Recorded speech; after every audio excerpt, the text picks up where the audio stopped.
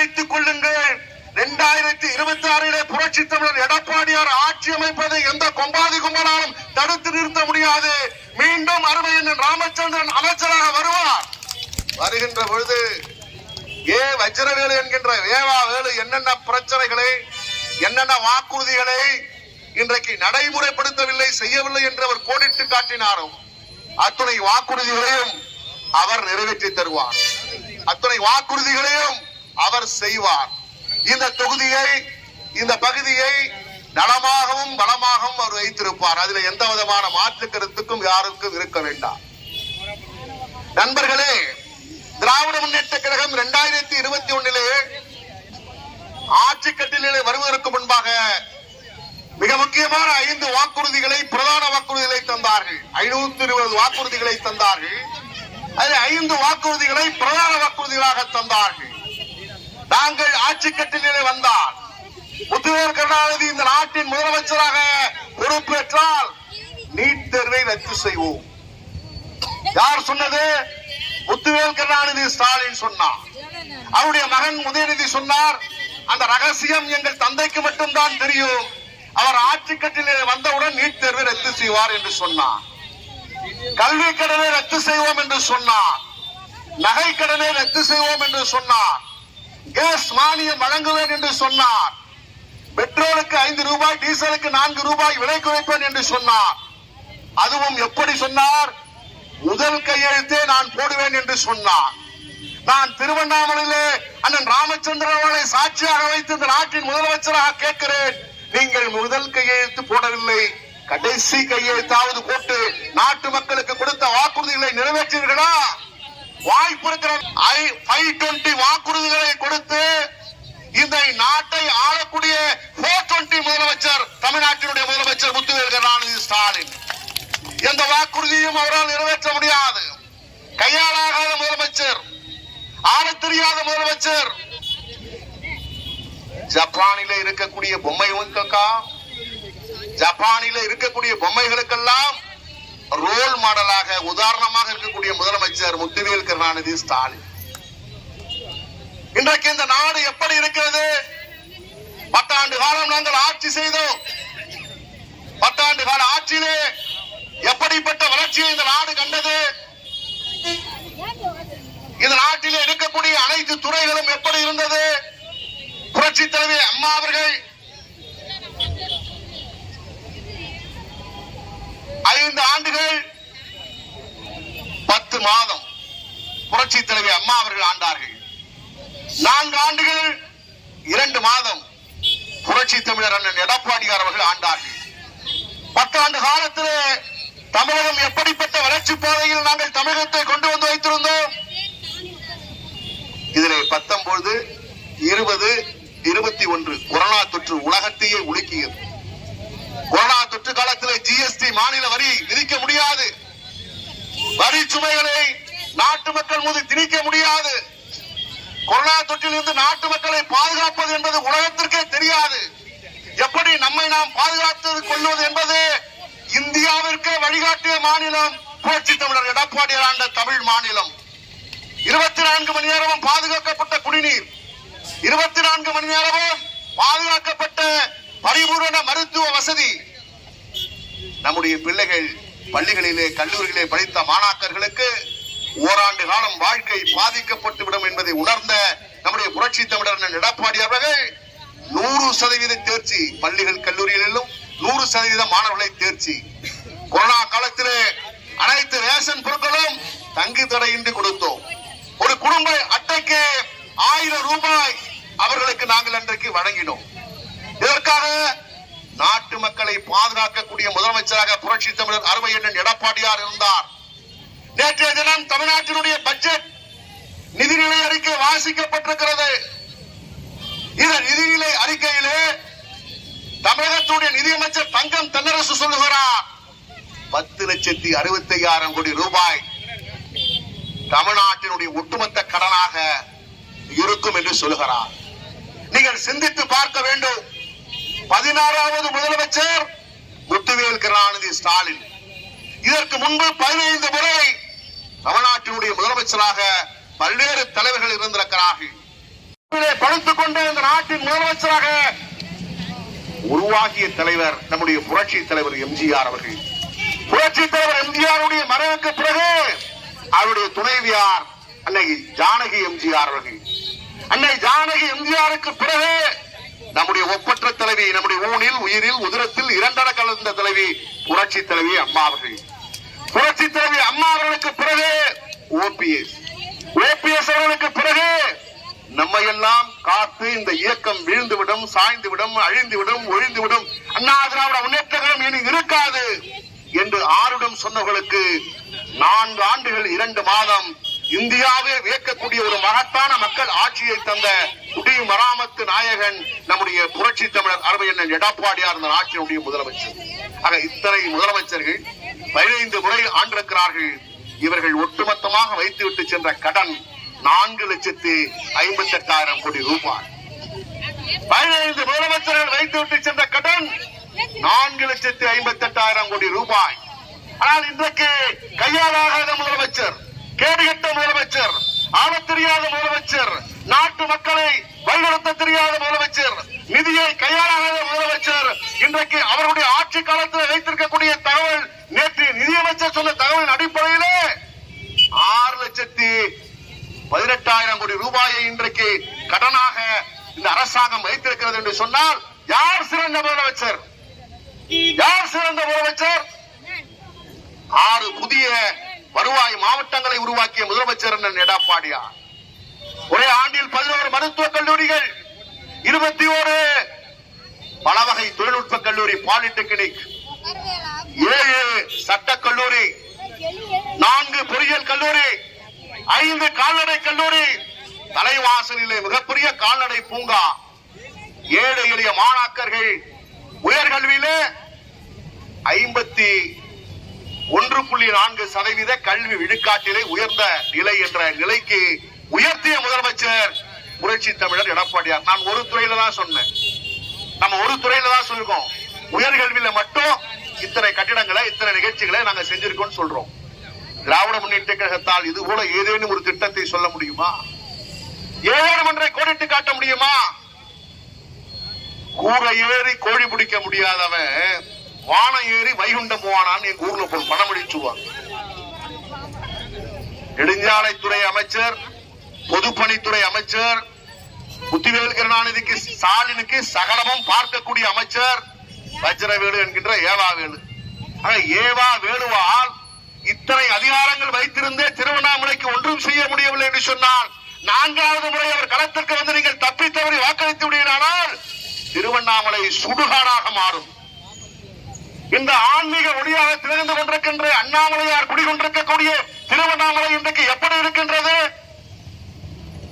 தேவாரம், திருவாசகம், சங்கநாதம் இட்ட பகுதி, நாளும் ஒலித்துக் கொண்டிருக்கக்கூடிய பகுதி திருவண்ணாமலை. பெரிய புராணம் பாடல்கள் ஒலித்துக் கொண்டிருக்கக்கூடிய பகுதி திருவண்ணாமலை. சைவம் தழைத்துக் கொண்டிருக்கக்கூடிய பகுதி திருவண்ணாமலை. ஆன்மீகம் தழை துவங்கக்கூடிய பகுதி திருவண்ணாமலை. திருவண்ணாமலையில் தீபம் ஏற்றினால்தான் உலகத்திலேயே அன்றைக்கு தீப திருநாள் அன்றைக்கு எல்லோரும் ஒளியேற்றுவார்கள். ஆனால் உலகத்திற்கே வழிகாட்டக்கூடிய இறைவனாக இங்கு நிற்கக்கூடிய அண்ணாமலையார் நின்று அருள்வாளிக்கக்கூடிய இந்த மண், ஆன்மீக மண் இன்றைக்கு எப்படி இருக்கின்றது? போதை மண்ணாக இருக்கிறது. 24 மணி நேரமும் தங்கு தடையின்றி டாஸ்மாக் மதுபான பாட்டில்கள் விற்பனை செய்யப்படுகிறது. ஏவாவேலு என்ன செய்து கொண்டிருக்கிறார்? ஏதேனும் ஒரு 401k செக்ஷன்லயாவது யார் மீதாவது நடவடிக்கை எடுக்கப்பட்டிருக்கிறதா? 24 மணி நேரமும் தங்கு தடையின்றி டாஸ்மாக் மது பாட்டில்கள் விற்பனை செய்யப்படுகிறது.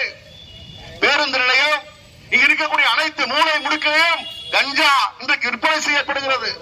சாக்லேட்டாக, ஸ்டாம்பாக, பல்வேறு நிலைகளிலே இன்றைக்கு விற்கப்படுகிறது. காவல்துறையினுடைய கைகள் கட்டவிழ்த்து விடாமல் கட்டி வைக்கப்பட்டிருக்கின்றது.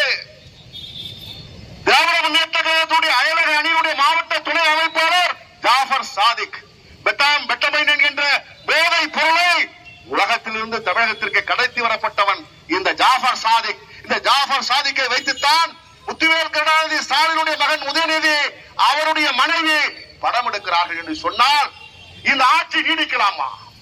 சட்டம் ஒழுங்கு சந்திச்சிருக்கிறது. திருவண்ணாமலையில வந்து சாமி கும்பிட்டு விட்டு வெளியே வரலாம் என்று சொன்னால் காவல்துறையினுடைய ஆய்வாளர் கன்னத்திலே பலார் என்று அறைகிறார்கள்.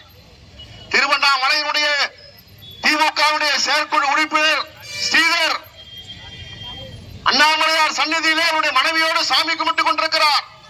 அந்த அரங்கத்திலே கூட்டம் இருக்கிறது. காவல்துறை ஆய்வாளர் சொல்கிறார், சற்று விலகி நில்லுங்கள், எல்லோரும் சாமியை தரிசிக்கட்டும் என்று சொல்கிறார். தன்னுடைய கணவன் ஸ்ரீதரிடத்தில் சொல்கிறார், என்னை ஒதுங்கி வைக்க சொல்கிறார் இந்த காவல்துறை ஆய்வாளர் என்று சொல்கிறார். காவல்துறையினுடைய ஆய்வாளரையே கன்னத்தில் பலார் என்று அந்த ஸ்ரீதர் அறைந்தாரே, இதுவரை அவர் கைது செய்யப்பட்டு தண்டனைக்கு உள்ளாக்கப்பட்டிருக்கிறாரா? காவல்துறைக்கு தலைமை தாங்கக்கூடிய தகுதி உத்தியோகத்தர் ஸ்டாலினுக்கு இருக்கிறதா? சரி, காவல்துறையினுடைய மகளிர் மாநாட்டு, திமுகவுடைய மகளிர் மாநாட்டிலே காவல்துறையுடைய பெண் போலீஸ் அவருடைய இடுப்பை தடவுகிறார், அவருடைய இடுப்பை பிடித்து கிள்ளுகிறார். திராவிட முன்னேற்ற கழகத்தினுடைய கிளை செயலாளர் நடவடிக்கை உண்டா? சட்டமன்றத்திலே புரட்சி தமிழர் எடப்பாடியார் அழுத்தம் கொடுத்து பேசியதற்கு பின்னால் எஃப்ஐஆர் போடப்பட்டிருக்கிறது என்று சொல்லுகிறார்கள். இப்படி வேலியை பயிரமேந்த கதையாக நாட்டு மக்களை, இளைஞர்களை, பெண்களை இன்றைக்கு திராவிட முன்னேற்ற கழகத்தினர் சீரழித்துக் கொண்டிருக்கிறார்கள். இங்கே தாய்மார்கள், சகோதரிகள் அத்தனை பேரும் இருக்கிறீர்கள். வீதியிலே 12 வயது பிள்ளை, 10 வயது பிள்ளை, 8 வயது பிள்ளை விளையாட முடியவில்லை. பிள்ளையை வீட்டுக்கு விட்டுவிட்டு மார்க்கெட்டுக்கு செல்வோம் அல்லது வேலைக்கு செல்வோம் என்று சொன்னால் 3 பேர் 2 பேர் சேர்த்து 12 வயது பையனை, 11 வயது பிள்ளையை சீரழிக்கிறார்கள். கூட்டு பாலியல் வன்புணர்வு இதுவரை தமிழகம் கண்டிராது. கேங் ராப் செய்கிறார்கள். சரி, வீட்டிலே இருக்கக்கூடிய பிள்ளைக்கு பாதுகாப்பு இல்லை என்று சொன்னால் கல்லூரியிலே செல்லக்கூடிய பிள்ளைக்கு பாதுகாப்பு இருக்கிறதா என்று கேட்டால் அண்ணா பல்கலைக்கழகத்திலே ஞானசேகரன் என்ற திமுகவை சேர்ந்தவர் இன்றைக்கு சுகாதாரத்துறை அமைச்சராக இருக்கக்கூடிய மா சுப்பிரமணியத்தினுடைய வலதுகரமாக திகழக்கூடியவர் அந்த பிள்ளையை சீரழிக்கிறார். அந்த சகோதரி, சகோதரிகள் எனக்கும் 3 தங்கைகள் இருக்கிறார்கள். அவர் கத்துகிறார், அண்ணன் இன்றைக்கு நான் மாதவிடாய் இருக்கிறேன், என்னை விட்டு விடுங்கள் என்று கதறுகிறார், பதறுகிறார். மிருகத்தை போல, நாயை போல, ஒரு பன்றியை போல கேடுகட்டத்தனமாக கல்லூரியிலே படிக்க சென்ற அந்த மாணவியை சீரழித்த ஞானசேகரன் இன்னைக்கு என்ன சட்டத்தின் கீழ் என்ன நடவடிக்கை இந்த அரசாங்கம் எடுக்கப்பட்டிருக்கிறது? அந்த சார் யார் என்று நாங்கள் கேட்டோம். இதுவரை இந்த நாட்டை ஆண்டு கொண்டிருக்கிற சார் ஸ்டாலின் பதில் சொல்லி இருக்கிறாரா? சரி, கல்லூரியில் தான் எவ்வளவு பிரச்சனை என்று சொன்னார். திருவள்ளூரிலே 80 வயது பெண், 80 வயது மூதாட்டி என்று சொன்னால் தமிழிலே அதற்கு பேரிளம் பெண் என்று சொல்லுவோம். அந்த பேரிளம் பெண்ணாக இருக்கக்கூடிய அந்த வயதான மூதாட்டி காது கேட்குமா? வாய் முழுக்க பற்கள் இருக்குமா? தசைகள் இயங்குமா? இறைவனுக்கு சமமானவர். அவரை கருணாநிதி என்கின்ற பெயர் கொண்ட மனித மிருகம் 80 வயது மூதாட்டியை கற்பழிக்கிறார் என்று சொன்னால் இந்த கேடுகட்ட கேவலமான செயலுக்கு யார் காரணம்? நான் குற்றம் சாட்டுகிறேன். திருவண்ணாமலையிலே அண்ணன் ராமச்சந்திரனை சாட்சியாக வைத்து முத்துவேல் கருணாநிதி ஸ்டாலின் தான் காரணம். பெண்களை தெய்வமாக மதித்தவர் புரட்சி தலைவர் எம்ஜிஆர். அது திரைப்படமாக இருந்தாலும் சரி, நாடகமாக இருந்தாலும் சரி, மனித வாழ்வில் எந்த நிலையாக இருந்தாலும் சரி, பெண்களுக்கு ஒரு துன்பம் என்றால் ஓடோடி வந்து காக்கக்கூடிய கரம் அது எங்கள் கரம், புரட்சி தலைவர் எம்ஜிஆருடைய கரம். புரட்சி தலைவி அம்மாவுடைய அரசியல் வாரிசாக விளங்கிய புரட்சி தலைவி அம்மா என்ன சொல்லுவார்? நம்ம எல்லாம் என்னை வாழ வைத்த தெய்வங்களான தாய்மார்கள் என்று அழைப்பார். ஒரு குழந்தை பெற்றால் பெற்றெடுப்பது தாய்தான். ஆனால் தந்தையின் பெயரை முதலெழுத்தாக போற்றுக் கொள்ளக்கூடிய வரலாற்றை மாற்றி தாயினுடைய பெயரையும் முதலெழுத்தாக வைத்துக் கொள்ளலாம் என்கின்ற முத்திரையை வழங்க முத்தான முதலமைச்சர், தொட்டில் கிழந்த திட்டம் கொண்ட அற்புதமான முதலமைச்சர் புரட்சி தலைவி அம்மா அவர்கள் என்னை வாழ வைக்கும் தெய்வங்களான தாய்மார்கள் என்று அழைப்பார்கள். பெண்கள் எந்த திட்டமாக இருந்தாலும் சரி, ஆடு வளர்க்கிற திட்டமாக இருந்தாலும் சரி, மாடு வளர்க்கிற திட்டமாக இருந்தாலும் சரி, அல்லது கோழி குஞ்சுகள் வழங்குற திட்டமாக இருந்தாலும் சரி, தாலிக்கு தங்கம் வழங்குற திட்டமாக இருந்தாலும் சரி, இருசக்கர வாகனம் வழங்குற சக்கரமாக இருந்தாலும் சரி, அல்லது ஸ்கூட்டி வழங்குற திட்டமாக இருந்தாலும் சரி, அம்மா வீடு கட்டுற திட்டமாக இருந்தாலும் சரி, எந்த திட்டமாக இருந்தாலும் பெண்களுக்கு முன்னுரிமை தந்த ஒப்பற்ற முதலமைச்சர் புரட்சி தலைவி அம்மா. பெண்களுக்கு சட்டமன்றத்திலும் கட்சியிலும் 33% விழுக்காட்டை வழங்கிய ஒப்பற்ற தலைவி புரட்சி தலைவி அம்மா பாதுகாத்தா. இன்றைக்கு நாட்டினுடைய முதலமைச்சராக இருந்த புரட்சி தமிழர் அண்ணன் எடப்பாடியார் 4 ஆண்டுகள் 2 மாதம் இந்த இருவரும் தலைவர்கள் எப்படி நெறியாகவும் முறையாகவும் பெண்களை பாதுகாத்தார்களோ அப்படி பெண்களை பாதுகாத்த ஒப்பற்ற முதலமைச்சர் புரட்சி தமிழர் அண்ணன் எடப்பாடியார். எடப்பாடியாருடைய ஆட்சி காலத்திலே 4 ஆண்டுகள் 2 மாதத்திலே எந்த கல்லூரியிலாவது பெண்கள் கற்பழிக்கப்பட்டாரா? 80 வயது மூதாட்டி சீரழிக்கப்பட்டாரா? அல்லது இளம் பெண்கள் சிறார்கள் வீதியிலே விளையாடக்கூடிய அந்த பிள்ளைகள் வன்முணர்ச்சிக்கு ஆளாக்கப்பட்டார்களா? 24 மணி நேரமும் தங்குதடையின்றி டாஸ்மாக் மது பாட்டில்கள் விற்பனை செய்யப்பட்டதா? போதைப் பொருட்கள் விற்பனை செய்யப்பட்டதா?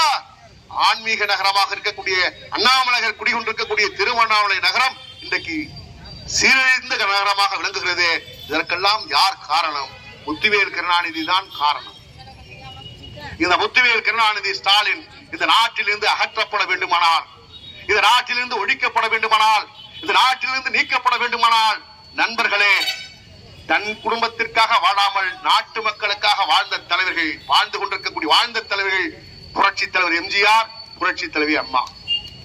அதற்கு பின்னால் இன்றைக்கு புரட்சி தமிழர் அண்ணன் எடப்பாடியார். எடப்பாடியார் 4 ஆண்டுகள் 2 மாதம் முதலமைச்சராக இருந்தார். அவருடைய மனைவி எங்கேயாவது வந்திருக்கிறாரா? அவருடைய மகன் சகோதரன் மிதுன் எங்கேயாவது வந்திருக்கிறாரா? அவருடைய மருமகன் மாப்பிள்ளை, அவருடைய அண்ணன் தம்பி என்று தமிழகத்திலே அரசு அதிகாரத்தை எங்கேயாவது யாராவது கூறு போட்டிருக்கிறார்களா? ஒரு குடும்பம் இந்த நாட்டை ஆள வேண்டுமா? ஒரே குடும்பமாக நாம் எல்லோரும் சேர்ந்து இந்த நாட்டை ஆள வேண்டுமா என்பதுதான் கேள்வி. இதுதான் கேள்வி, இன்றைக்கு எழக்கூடிய கேள்வி. நான் ஒன்றை உங்களிடத்தில் கோடிட்டு காட்ட விரும்புகிறேன்.